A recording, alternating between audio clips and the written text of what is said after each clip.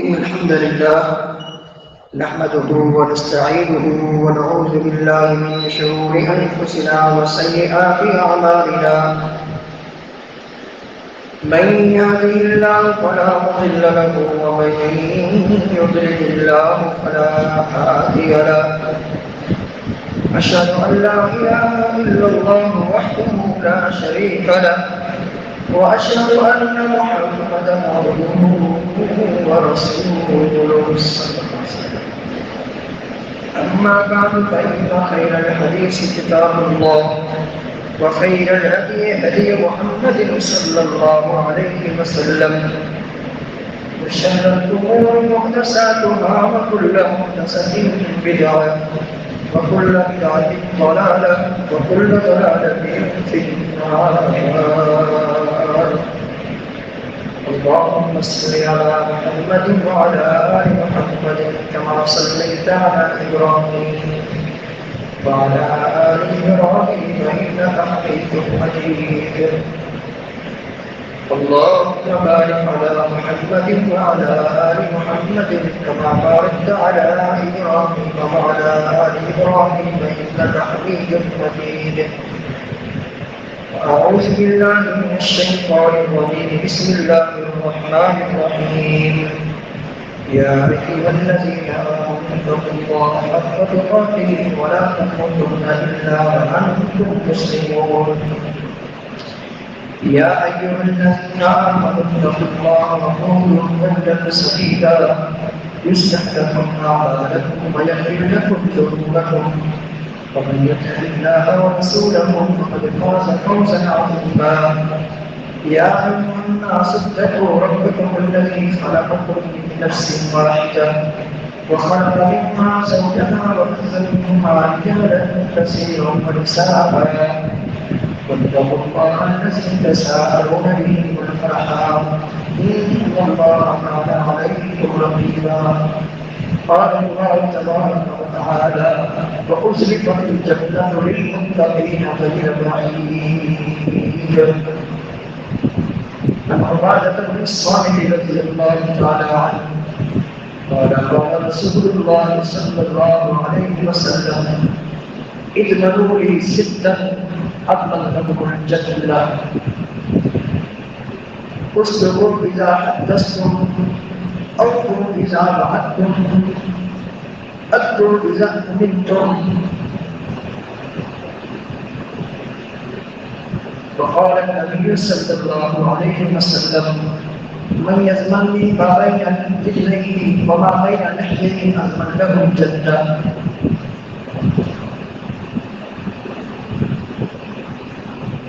اگر کسی بندے کو اللہ تعالیٰ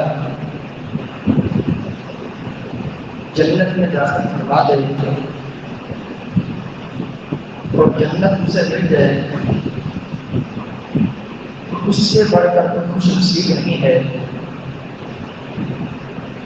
سب سے بڑا خوش نصیب سب سے بڑا خوش بخت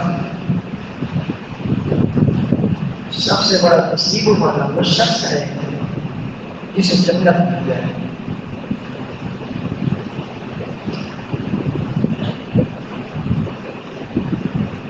نبی کریم صلی اللہ علیہ وسلم نے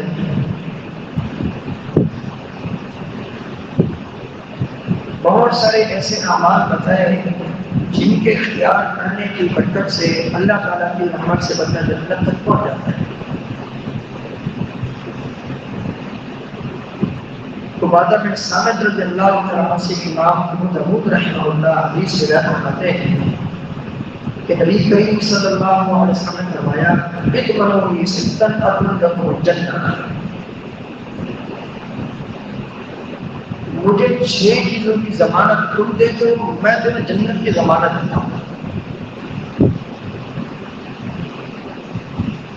نمبر 1 اصدقوا إذا حدثتم. جب بھی بات کرو سچ بولو جھوٹ نہیں بولو. ارے تمہیں سچ بولنے میں نقصان ہی کیوں نہ ہو رہا لیکن بولو سچ جھوٹ نہیں. نمبر 2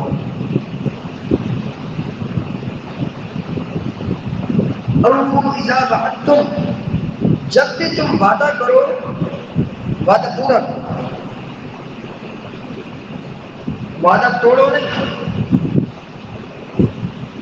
اور نمبر 3 ادوا اذا اؤتمنتم، جب تمہارے پاس امانت رکھوائی جائے، جس کی امانت ہو تمہارے پاس اس کو واپس کرو۔ اور نمبر 4 واحفظوا فروجکم،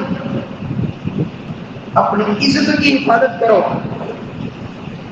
اپنی عزتوں کی حفاظت کرو، بدکاری کی طرف مت جاؤ، فحش و حیائی کی طرف مت جاؤ۔ اور نمبر 5 غضوا ابصارکم، اپنی نظریں جھکا کر چلا کرو، اپنی نظروں میں حیا پیدا کرو۔ جب بھی کہیں جانا ہو، خاص کر مارکیٹ میں،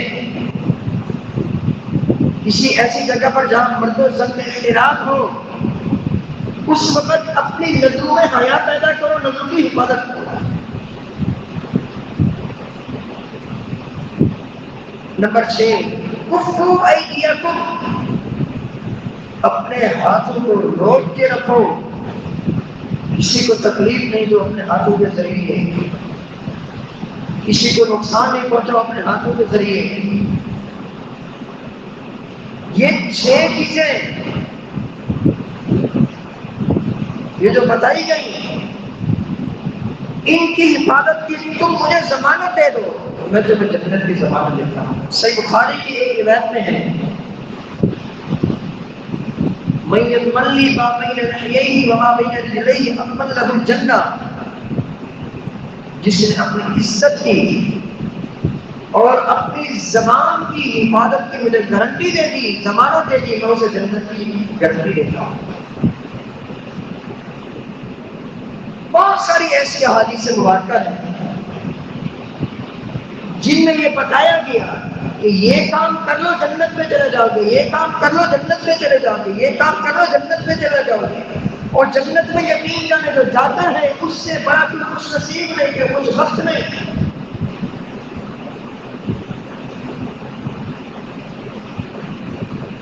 اور پھر نبی کریم صلی اللہ علیہ وسلم نے یہ بھی فرمایا کہ بس بعد بندہ نیکی کرتے کرتے کرتے کرتے جنت کے بالکل قریب پہنچ جاتا ہے۔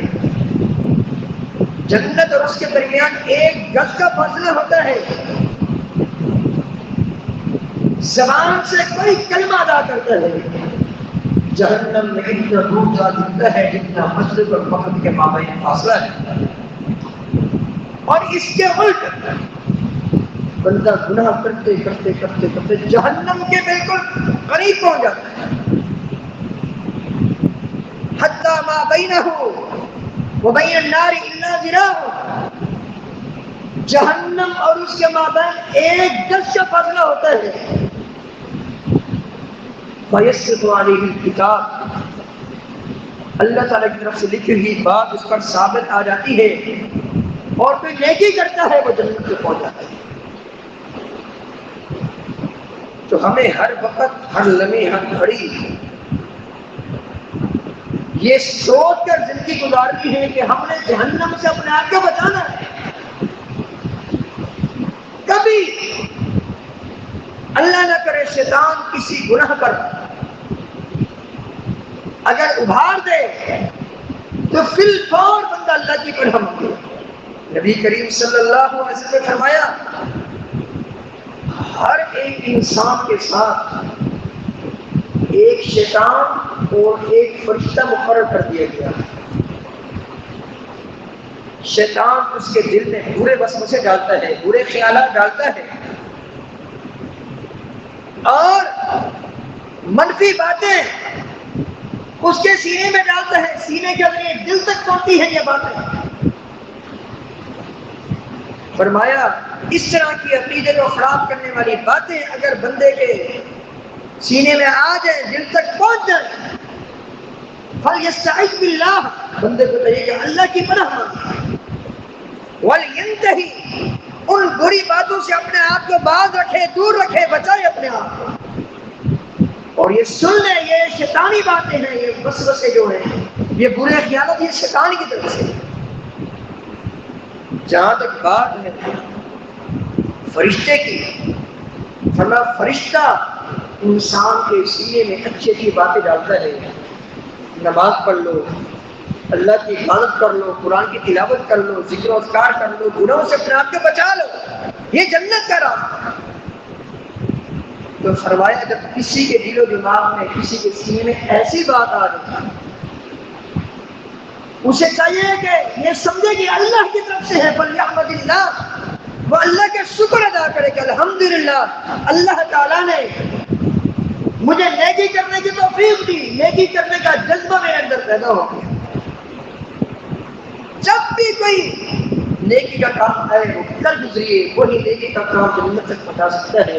صحیح بخاری کی حدیث، نبی کریم صلی اللہ علیہ وسلم نے فرمایا ان البر یہدی الی الجنہ، ہر نیکی بندے کو نیکی کا راستہ دکھاتی ہے. یہاں 6 نیکی کا تذکرہ کیا.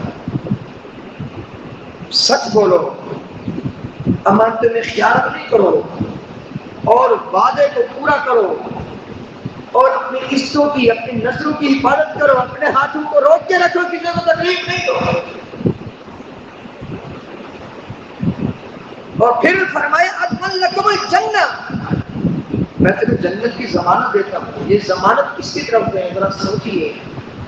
اس ہستی کی طرف سے ہے جس کی عمر کی اللہ نے قسم کھائی، لعمرک انہم لفی سکرتہم یعمہون، جس کی باتوں کی اللہ نے قسم کھائی، وقیلہ یا رب ان ہؤلاء هم الغالبون،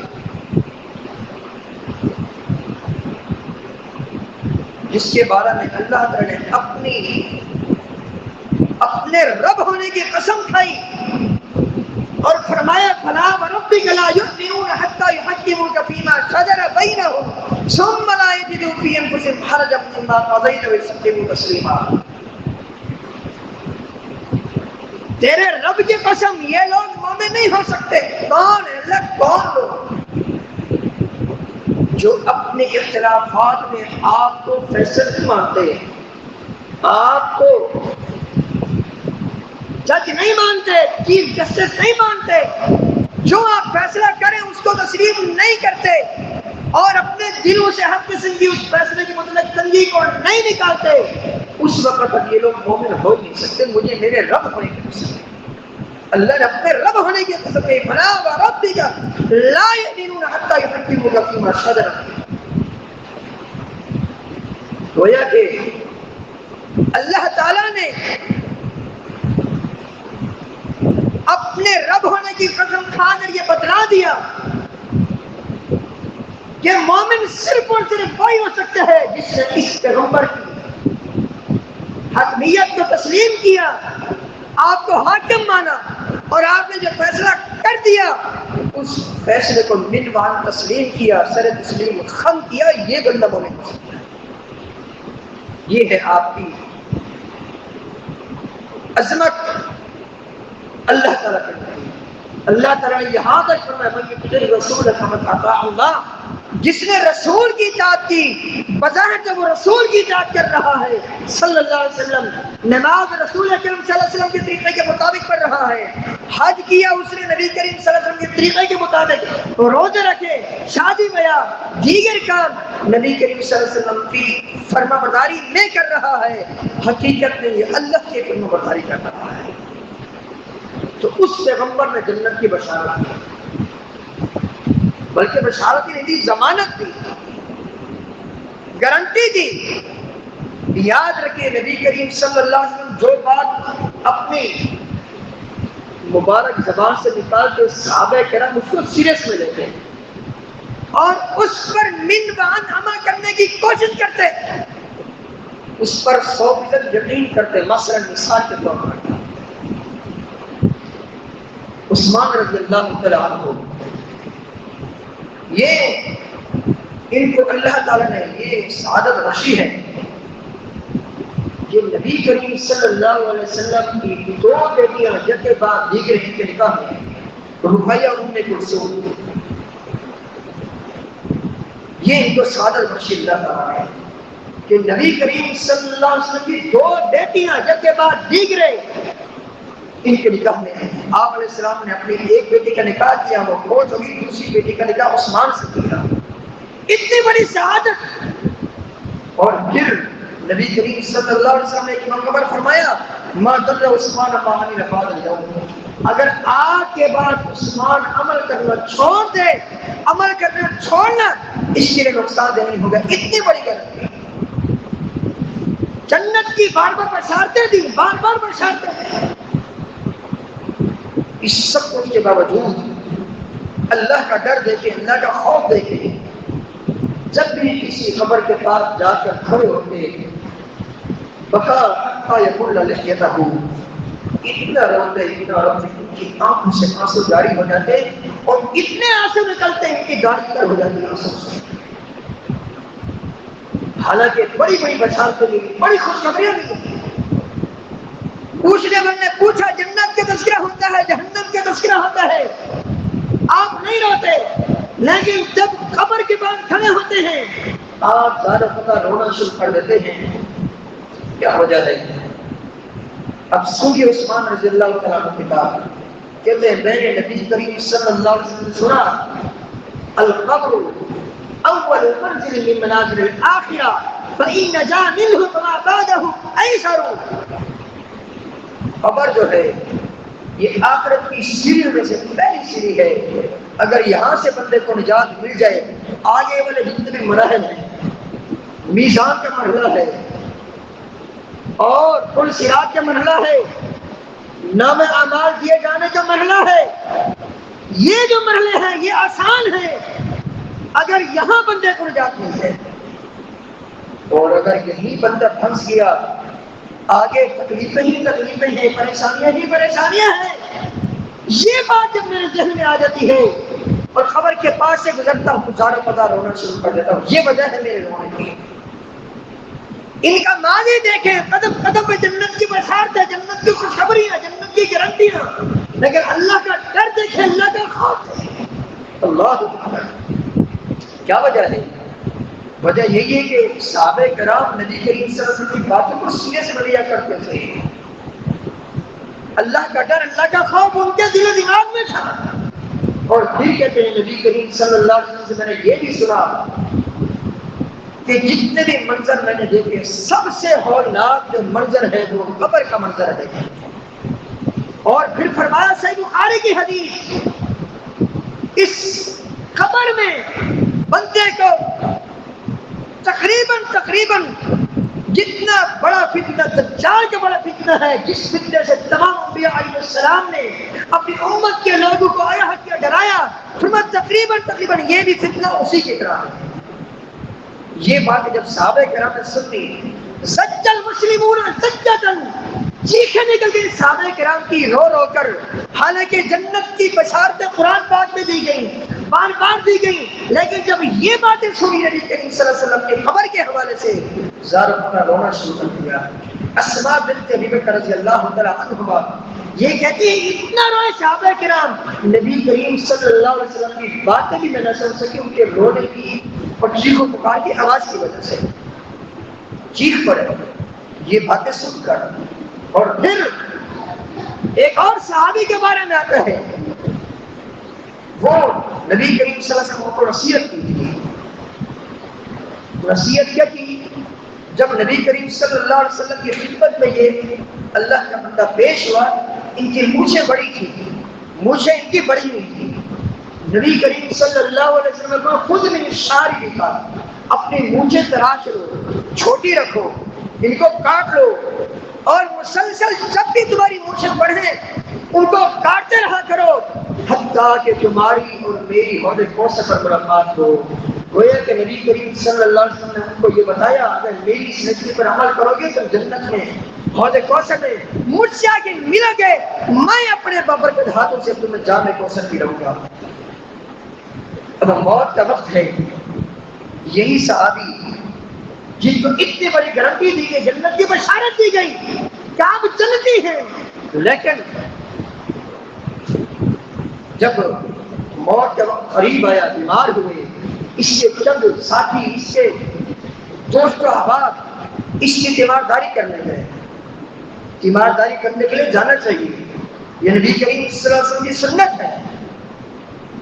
افسوس کی بات ہے کہ ہمارے کئی پڑوسی مسجد کے جماعتی نمازی بس وقت بیمار ہوتے ہیں، امام صاحب بیمار ہوتے ہیں کہ مقتدی بیمار ہوتا ہے کہ پوچھنے کے لیے جاتا ہی نہیں جانا چاہتا ہے. اس سے مریض کی بیماری میں خفت آ جاتی ہے، اس کو جا کر دعائیں دینی چاہیے.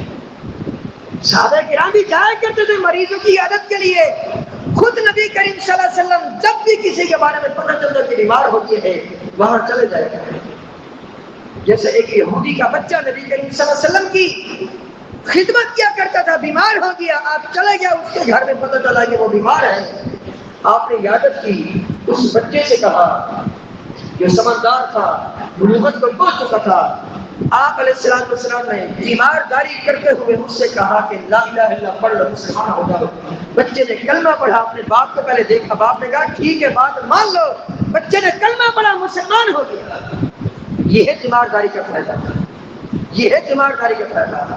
جب نبی کریم صلی اللہ علیہ وسلم باہر آئے، پتہ چلا کہ یہ بچہ دنیا سے جا چکا ہے، آپ نے کیا فرمایا؟ الحمدللہ الذی انقذہ من النار. تمام کی تمام تعریف اللہ کے لیے ہے جس اللہ نے اس بچے کو جہنم کی آگ سے بچا لیا. اگر تیمارداری کے لیے جائیں گے سب تک اس کے بعد رہیں گے، جنت کے باغیچے میں. نبی کریم صلی اللہ علیہ وسلم نے فرمایا اگر کوئی بندہ صبح کے وقت اپنے کسی مسلمان بھائی کی تیمارداری کے لیے جاتا ہے، شام تک 70,000 فرشتے اس کے لیے مغفرت کی دعا کرتے ہیں. اگر کوئی شام کو جاتا ہے، صبح تک 70,000 فرشتے تیمارداری کرنے والے کے لیے مغفرت کی دعا کرتے ہیں. کتنی بڑی فضیلت سے بس ہم معلوم رہ جاتے ہیں. بہرحال اس کے ساتھ ہی اس کی تیمارداری کی، دیکھا کہ وہ رو رہے ہیں، دیکھا کہ یہ رو رہے ہیں. تم کیوں رو رہے ہو؟ جنت نبی کریم صلی اللہ علیہ وسلم نے بشارت دی، جنت کی. آپ علیہ السلام نے آپ کو کہا ہے کہ اپنی مونچھیں تراشتے رہو، تراشتے رہو، پوری زندگی جب بھی پڑھے تراشتے رہو، تمہاری اور میری حوض کوثر پر ملاقات ہوگی. آپ نے تو آپ کی نصیحت پر عمل کیا ہوا ہے، پھر آپ کو کس چیز کا ڈر؟ ڈر دیکھیں، خوف دیکھیں. کہا ٹھیک ہے، لیکن میرے دل میں یہ بات آ رہی ہے، میرے پیارے پیغمبر صلی اللہ علیہ وسلم نے یہ بات فرمائی. اللہ تعالیٰ نے 2 مٹھیاں بھری، ایک مٹھی اپنے دائیں ہاتھ میں، دوسری مٹھی اپنے دوسرے ہاتھ میں.